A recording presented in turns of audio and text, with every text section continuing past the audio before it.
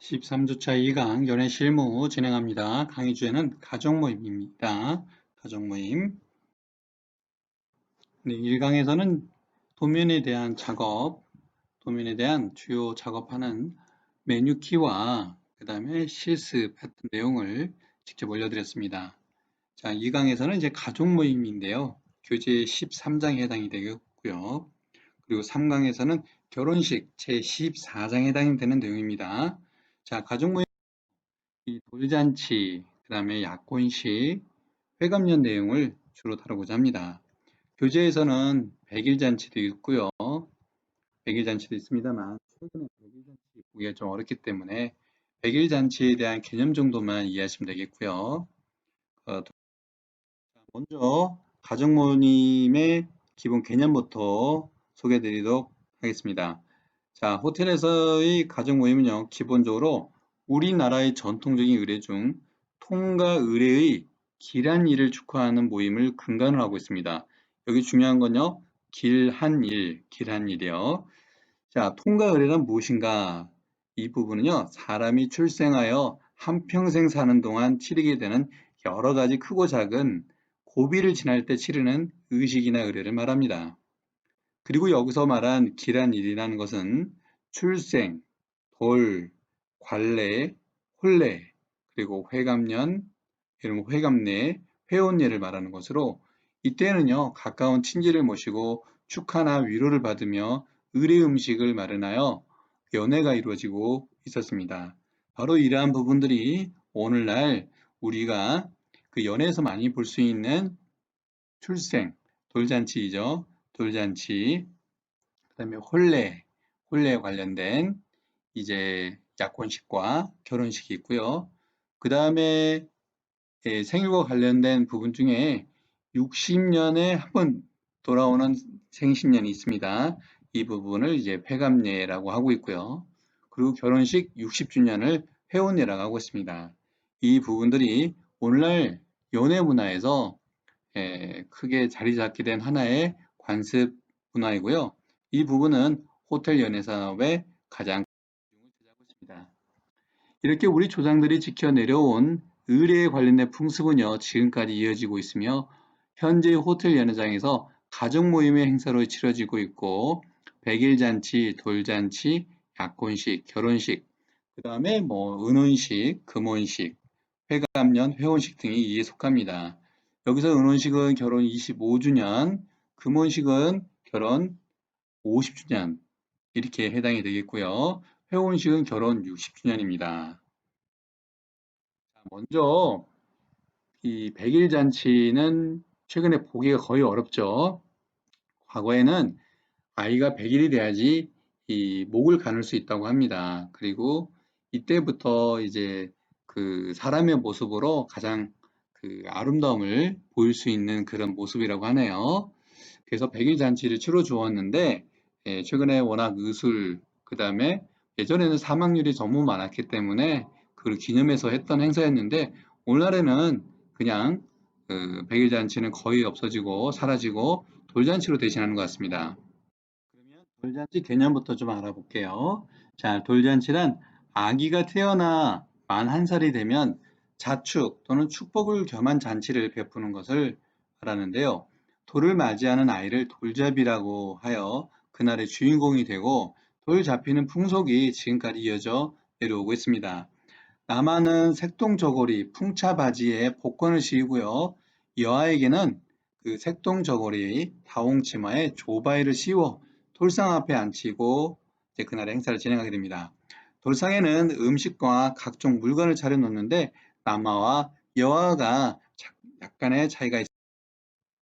최근 낮은 출산으로 인하여 부모가 아이들에게 쏟는 정성은요, 교육열에서 볼 수 있듯이 아이에 관한 행사가 점차 질적으로 고급화되고 있어 호텔 연회에서도 돌잔치의 비중은 점차 증가되고 있는 추세입니다. 과거는 상차림에 사진 촬영과 하객을 위한 음식을 제공하던 것에서 지금은 아이에게 기억될 만한 잔치를 마련하기 위해 많은 정성을 기울이고 있다는 것 말씀을 드립니다. 때문에 연예 기획자는 돌잔치 연회를 기획하는 기획력이 더욱더 있겠죠. 자, 돌잔치 기획의 포인트는요, 연애 기획자는 돌잔치 행사가 특별한 절차를 가지고 진행되는 행사가 아닌 만큼에요, 주변이 부모님의 의사와 분위기에 연출의 의도를 맞추어 상담하는 것이 노하우라고 할 수 있겠습니다.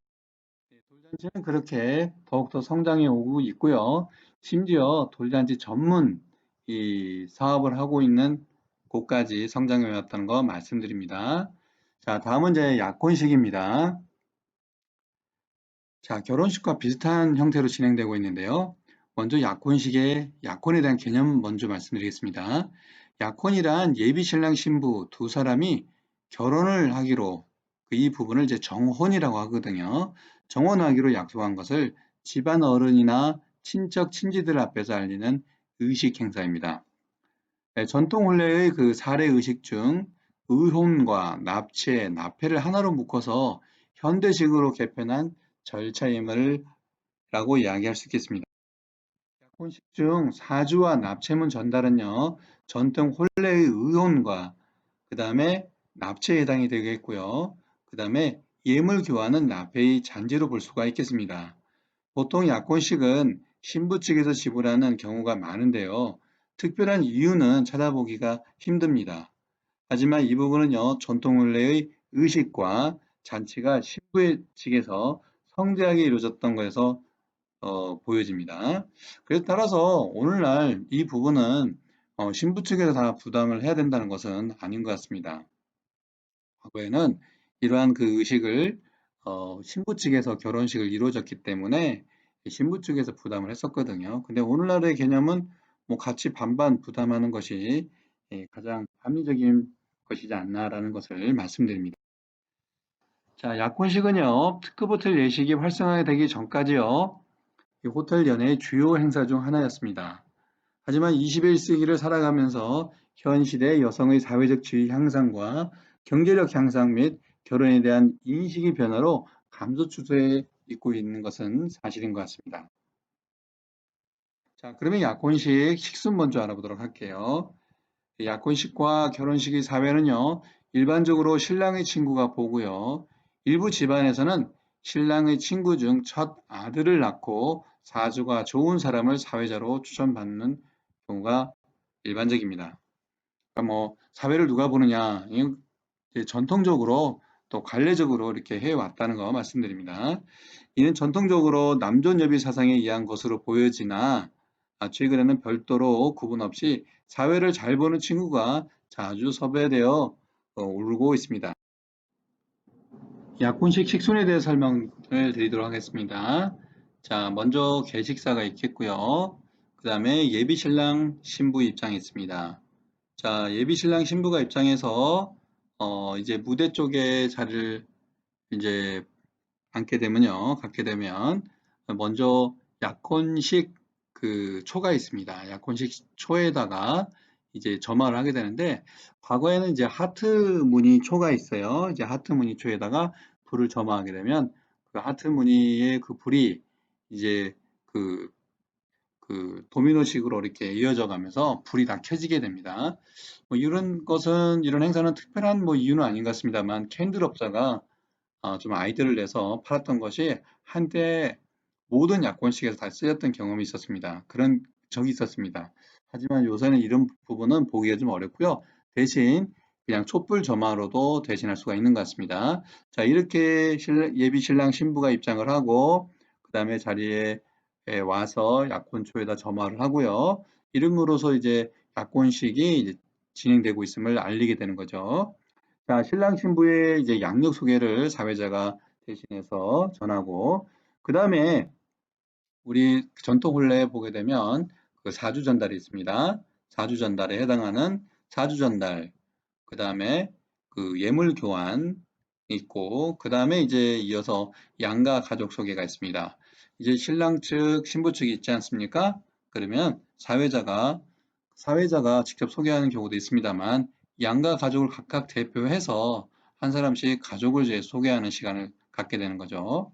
자, 이 가족 소개가 마치고 나게 되면 예비 신랑 신부가 이제 하객들에게 직접 내빈이라고 하죠. 내빈. 양가 가족들에게 이제 정중하게 인사를 하고요. 그때 참석하지 못했던 분들의 축전이 있다면 축전 낭독도 하겠고, 그리고 이제 축하 케이크 커팅이 들어가게 됩니다. 자, 축하 케이크 커팅이 들어갈 때 이제 샴페인이 준비가 되죠. 자, 샴페인이 축포가 이루어지고, 자, 샴페인을 따르고, 그 다음에 이제 내빈들은 잔에다가 이제 술잔을 이제 채우고요. 그리고 이제 축배가 들어가게 됩니다. 자, 그리고 양가 이제 대표가 이제 인사를 하게 되는데요.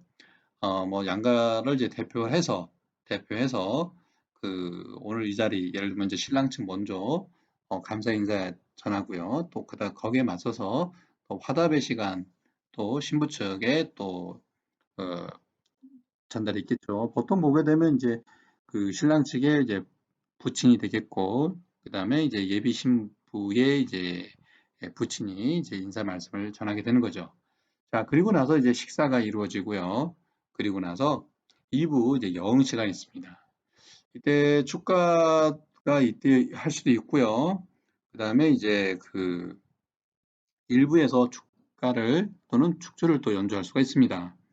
또는 식사하기 전에 할 수도 있고요. 그 다음에 이제 여행식에는 뭐 가족을 대표해서 뭐 프로그램 짜가지고 또 진행할 수도 있겠습니다. 자, 여행이 마치고 나서요. 그리고 이제 마지막으로 뭐 해외 또는 이렇게 그 종료 안내를 마치게 되는 것이죠. 다음은 이제 약혼식 좌석 배치도입니다. 약혼식은 기본적으로 30명 미만의 경우 U 쉐입의 형태를 취하고요. 인원이 많이 늘어날 경우에는 메인석 6석 외의 하객석은요, 라운드 테이블로 세팅합니다. 보통 무대를 바라보고요, 중앙을 기점으로 우측의 신부, 좌측에 신랑을 이제 착석하게 되는데, 좌석 배치는 우리나라의 전통 방식을 따라가고 있는 것 같아요. 하지만 서양에서는 이 남녀가 바뀝니다. 자, 신부 측, 그 다음에 신부 신부 아버님 순으로 착석을 하고요. 신랑 측은 신랑 어머님, 그 다음에 신랑 아버님 순서로 이제 착석을 하게 하고요. 특별한 이렇게 하는 이유는 연유는 없는 것으로 보이는데 이 부분은 이제 우리나라의 전통 혼례 방식을 따르는 것 같아요. 우리나라의 전통 혼례에서는 신랑 측이 동쪽에 그리고 신부 측이 서쪽에 위치하고 있으며 서구 이스라엘에서는요 여성을 우측에 동행시킵니다만 예외적으로 결혼식 같은 경우는 퇴장할 때 어, 좌측에 동행시키는데 이 부분은 좀 관례적인 부분이 있습니다. 여러 가지 설이 있죠. 이 부분은 결혼식에서 다시 한번 말씀드릴게요. 어, 그리고 이제 이런 좌석 배치도에 그 강한 차이점이 있었던 부분은요.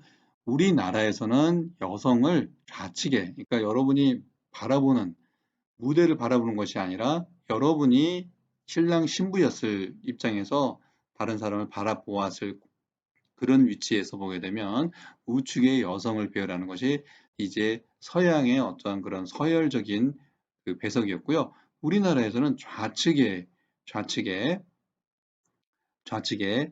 배석을 했던 것이 좀 차이점이 있었습니다. 하지만 최근에는 뭐 동양의 이런 그 문화는 다 서양의 에티켓과 매너 문화로 바뀌어졌고요. 그래서 현재 좌석 배치도는 바뀌어가고 있는데 우리나라에서 약혼식에서만큼은 전통적인 방식을 그대로 관리적으로 해왔었습니다. 중요한 건 이제 약혼식 메뉴인데요. 약혼식 메뉴로는 주로 정찬이 제공되고요. 주의해야 될 거는 뷔페식으로 하는 경우 음식을 뜨기 위해 자리를 이동해야 하고요. 양가가 서로 처음 대면하는 자리라 음식을 들고 다니는 모습이 좀 불편할 수가 있습니다. 이렇듯 채통을 중시하는 한국적인 정서에서는 뷔페의 음식은 그 맛을 제대로 느끼기 어려울 것으로 보여 주로 정찬을 많이 주문하게 됩니다.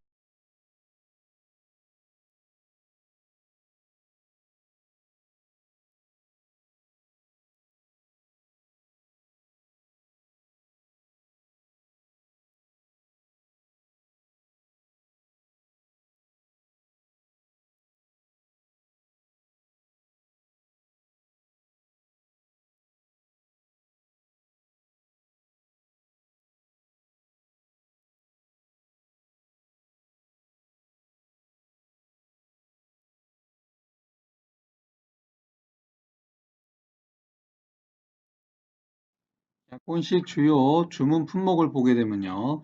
이 부분은 이제 견적서에서 주요하게 들어가는 내용입니다. 먼저 주문되는 메뉴 외에 들어가는 품목들을 확인해 보게 되면요. 일단 주류를 포함한 음료가 있겠고, 그 다음에 케이크, 그 다음에 샴페인, 그 다음에 꽃장식이 있는데, 꽃장식은 하트 캔들을 포함한 주빈석 장식과 그 다음에 하객석 장식으로 나뉘어집니다. 이 결혼식 못지않게 약혼식은 이 꽃장식이 매우 큰 비중을 차지합니다. 연출이 많이 필요하기 때문이죠. 그리고 사진 촬영과 VTR 촬영, 연주 등이 주요 주문 품목입니다. 뭐 최근에 휴대폰으로도 많이 촬영하고 있긴 합니다만 그래도 전문가들이 그 영상 편집과 그 다음에 이제 그 어떠한 기록을 남기기 위해서는 이런 부분들이 전문가가 좀 손길이 필요한 것 같아요. 사진과 VTR이요. 약혼식 기획의 포인트 말씀드릴게요. 약혼식은 보통 신부 측에서 비용을 부담하기 때문에 상담의 포인트를 신부와 신부 측 부모님의 경제적 사정에 맞추어 임하는 것이 바람직합니다. 약혼식은 적은 인원의 꽃장식과 음료 비용이, 음식 비용이 적지 않게 들기 때문에 연예 기획가는 고객의 경제 사정을 특히 고려해야 하겠고요.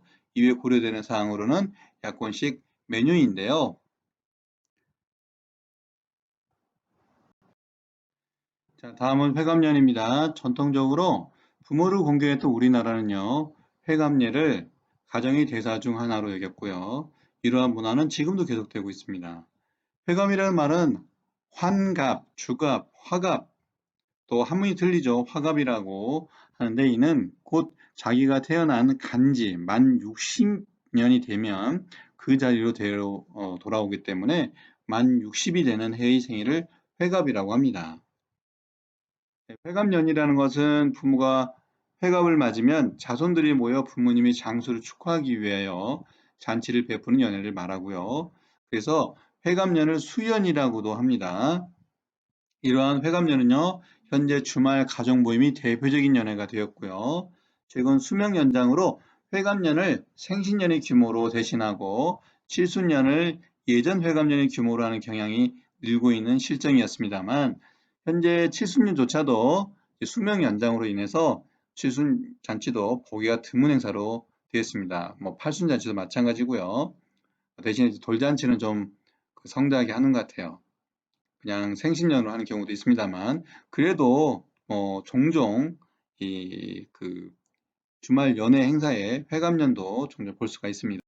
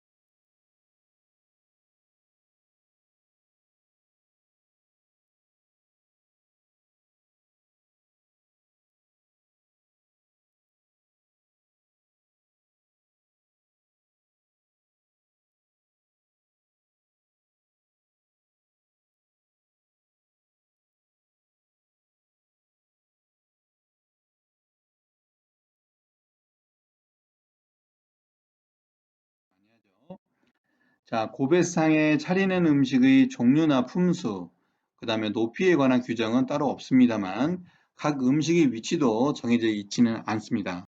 일반적인 호텔 연회상의 상차림으로는 생과류, 그리고 맨 앞줄에 견과류와 조과류, 병류 등이 보기 좋게 색이 맞추어져 놓여져 있고요. 기본 상을 보게 되면 건과, 그 다음에 생과, 다식, 유과, 그 다음에 당속, 편, 포, 그 다음에 정과, 적, 전, 초 등등이 있습니다. 뭐 과거에 이러한 음식들은 참 먹기가 힘들었던 어려운 상황이었고요. 뭐 양반집, 귀족 가문이나 돼야지만은 이런 회갑상에 이러한 그 음식들이 올려질 수 있었습니다. 회감년의 메뉴 좀 보도록 할게요. 보통 회감년에는 정찬보다는 뷔페식으로 주문한 경향이 대부분이고요. 정찬의 경우 중국식 코스나 또는 한정식 코스가 진행하게 되는 경우가 많습니다. 특히 주의할 부분은요, 양식 코스와 일식 코스는 간혹 제공되는 경우도 있긴 합니다만 흔하진 않아요. 대체로 뷔페식이 우리나라의 잔치 문화의 정서에 맞자 가장 많이 선호되는 음식이고요. 따라서 회감년하면 보통 뷔페식으로 생각하는 경우가 많습니다. 그러니까 회감년 같은 경우는 일반적으로 이제 그 회감년 그 행사를 진행하고요.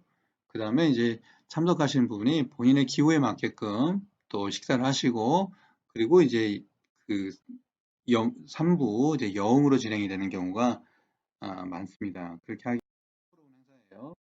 보통 회감년에서 식음료를 제외한 주요 비용 항목으로는 기념 케이크, 여기도 생일잔치니까요, 사실은요.